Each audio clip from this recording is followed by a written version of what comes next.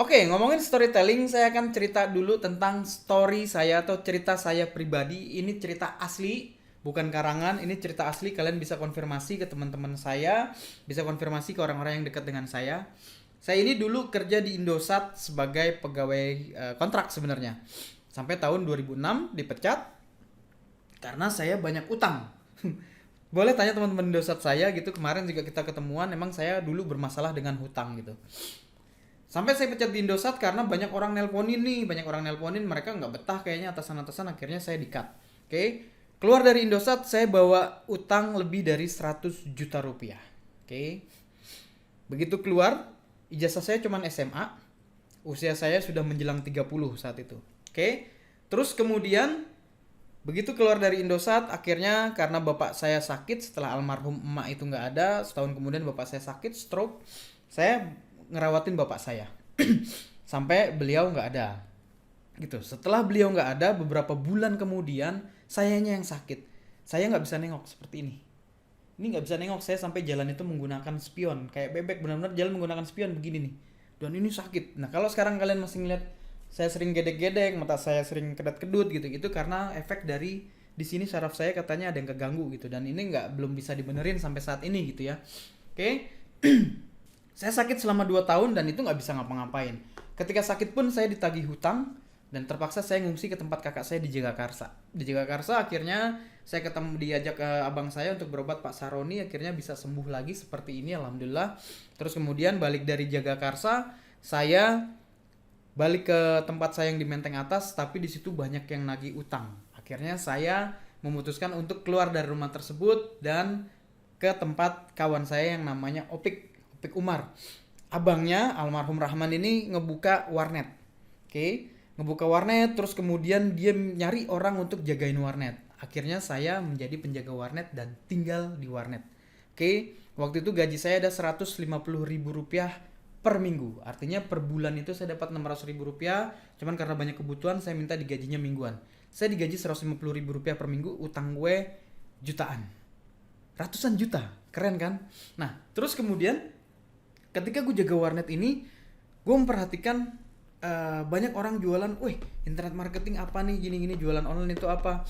Sampai ketemu buku yang namanya Formula Bisnisnya Joko Susilo. Oke, saya lihat, saya baca tuh buku, kemudian saya praktekkan, saya bikin ebook, lalu saya jualin dan ternyata gagal.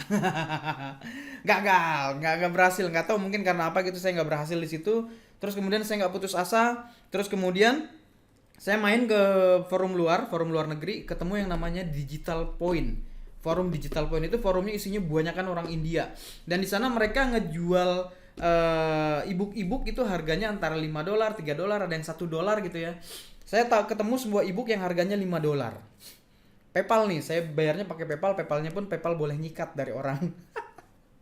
Brengsek banget saya dulu ya. Yaitu ebook tentang cara mendapatkan password bokep. Zaman itu website-website porno, website-website porno rata-rata adalah berbayar. Oke, website-website bokep itu rata-rata berbayar dan menggunakan password. Saya diajarin di ebook itu bagaimana cara mendapatkan password website bokep premium. Karena waktu itu kepepet, oke. Akhirnya saya tahu caranya dan saya mulai jualan di Kaskus, yaitu jualan password bokep. Waktu itu harganya kan lumayan mahal ya. Saya jual itu sekitar 50.000 rupiah untuk beberapa website gitu. Dan laku. Nah itulah dari situ saya mendapatkan penghasilan 1 juta rupiah per hari. Pertama saya dari situ. Uang haram, tapi nggak apa-apa karena buat bayar hutang gitu ya. Oke, dari situ saya mulai ngerasa nih, oh oke, ternyata internet marketing ini bisa loh. Internet itu bisa buat nyari duit. Akhirnya saya main lagi ke Digital Point. Begitu saya main lagi ke Digital Point, akhirnya saya ketemu lagi satu ebook yang harganya $5 atau $7, saya lupa, dan itu pun bayarnya kembali pakai PayPal ilegal.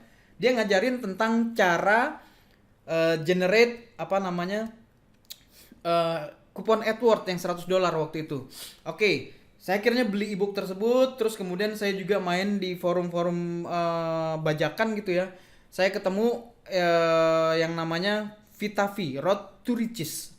Di situ dia ngajarin tentang bagaimana cara bermain product launch dengan menggunakan market samurai. Saya cobain, nggak berhasil karena berat. Market samurai waktu itu satu harganya mahal. Kedua, nggak ada crack-nya.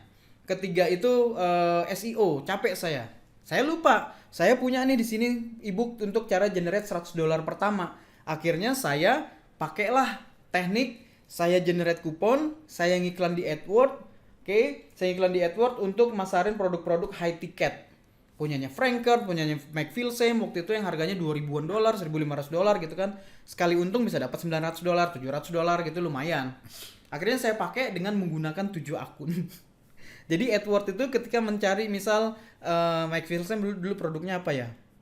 Butterfly apa gitu, Butterfly apa gitu. 2.0 itu website saya nomor 123 di atas punya saya, 12 di sini samping, 123 lagi di bawah. Jadi satu halaman itu iklannya punya saya semua. Kenapa bisa begitu? Karena saya pakai kupon, saya ngebit satu kliknya $100. Akhirnya juara. Dengan menggunakan teknik itu, alhamdulillah dalam waktu 6 bulan kurang lebih 6 bulan lah ya. Akhirnya utang saya yang ratusan juta lunas. Lunas gitu. Oke. Itu cerita saya. Makanya sampai sekarang saya main di internet marketing. Oke. Video selanjutnya.